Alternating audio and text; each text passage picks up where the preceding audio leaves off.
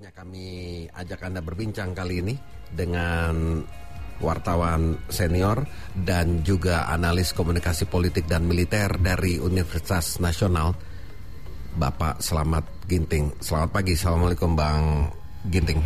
Pemirsa, kita jumpa lagi. Kita semua fokus ke Senayan, pelantikan anggota DPR RI dan DPD RI.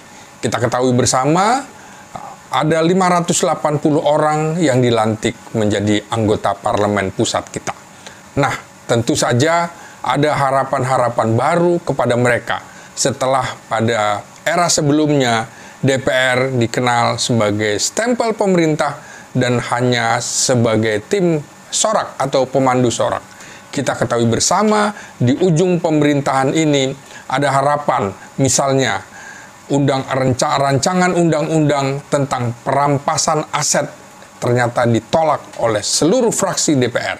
Ini tentu mengejutkan kita di tengah upaya Presiden terpilih Prabowo Subianto ingin memberantas korupsi, tapi di sisi lain seluruh fraksi tidak berniat menggolkan undang-undang. Tentu menjadi pertanyaan.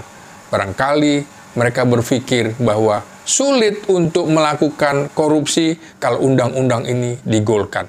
Kita tahu bersama, mungkin kita rakyat ingin memiliki sepeda motor saja harus mencicil. Ingin memiliki rumah mencicil. Kita tidak takut ada perampasan aset-aset kita, tapi beda dengan anggota dewan yang katanya terhormat itu. Pemirsa, kita ingin tahu juga bahwa ke depan tidak boleh lagi anggota DPR hanya menjadi stempel pemerintah dengan catatan karena semua fraksi, semua partai politik menginginkan duduk di pemerintahan. Kalau begitu, apa fungsinya DPR? Check and balances, apakah bisa diharapkan dari mereka? Ya, tentu ini menjadi tanda tanya besar. Karena itulah kita harus pelototi lagi DPR bukan sekedar mewujudkan trias politika untuk kelengkapan, ada eksekutif, legislatif, dan yudikatif. Tapi fungsinya sebagai pembuat undang-undang itu juga menjadi tolak ukur selain pengawasan terhadap kebijakan-kebijakan pemerintah.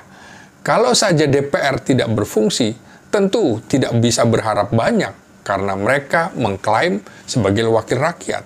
Civil society, kaum akademisi, LSM, dan juga mahasiswa tentu bukan kekuatan politik yang diperhitungkan di dalam pemilu. Rakyat semuanya berharap dari partai politik.